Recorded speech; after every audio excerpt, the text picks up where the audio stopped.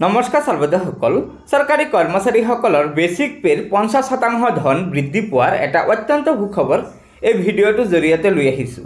হয় সৰ্বদসকল চৰকাৰী কৰ্মচাৰীসকলৰ দৰমহা বৃদ্ধি সম্বন্ধীয় এই সুখবৰটো আমি জানি ল'ম। তাৰ আগতে আপোনালোকক এটা অনুগ্ৰহ কৰি আমাৰ এই ভিডিঅ'টো লাইক শ্বেয়াৰ কৰিব আৰু পৰৱৰ্তী সময়ত চৰকাৰী কৰ্মচাৰীসকলৰ বিভিন্ন খবৰসমূহ পোনপ্ৰথমে পাবলৈ অনুগ্ৰহ কৰি আমাৰ এই চেনেলটো ছাবস্ক্ৰাইব কৰি ল'ব। সৰ্বদসকল চৰকাৰী কৰ্মচাৰীসকলৰ মৰ্গীয়া বানচ 50% হোৱাৰ লগে লগে মৰ্গীয়া বানচ শূন্য হৈ যাব আৰু চৰকাৰী কৰ্মচাৰীসকলৰ মূল দৰমহাৰ অৰ্থাৎ বেচিক পেৰ 50% ধন যোগ কৰা হ'ব।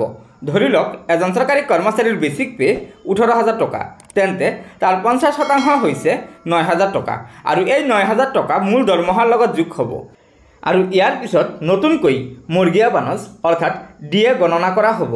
ডিএ 50% এবাৰ প্ৰকাশ পালেই এইটো মূল দৰমহাৰ লগত যোগ কৰা হ'ব। এয়া চৰকাৰী নিয়ম আছে।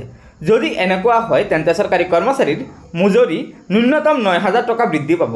হয় সৰ্বদসকল কেন্দ্ৰীয় কৰ্মচাৰী সমাজে কেন্দ্ৰীয় চৰকাৰক হেঁচা দি আছে যে অতি শীঘ্ৰে 8 পে কমিশ্যন গঠন কৰিব লাগে, যাতে চৰকাৰী কৰ্মচাৰীসকলে এই 8 পে কমিশ্যনৰ সুবিধা সময়মতে লাভ কৰিব পাৰে। বিশেষ সূত্ৰে জানিব পৰা মতে কেন্দ্ৰীয় চৰকাৰে এই লোকসভাৰ নিৰ্বাচনৰ পূৰ্বেই 8 পে কমিশ্যন গঠন কৰিব পাৰে। গতিকে সৰ্বদসকল এয়া নিশ্চয় চৰকাৰী কৰ্মচাৰীসকলৰ বাবে এটা অত্যন্ত সুখবৰ যে আমাৰ কেন্দ্ৰীয় চৰকাৰে অতি শীঘ্ৰে এই 8 পে কমিশ্যন গঠন কৰিবলৈ গৈ আছে, যাৰ ফলত চৰকাৰী কৰ্মচাৰীসকলৰ বেচিক পেৰ 50% ধন বৃদ্ধি পাব।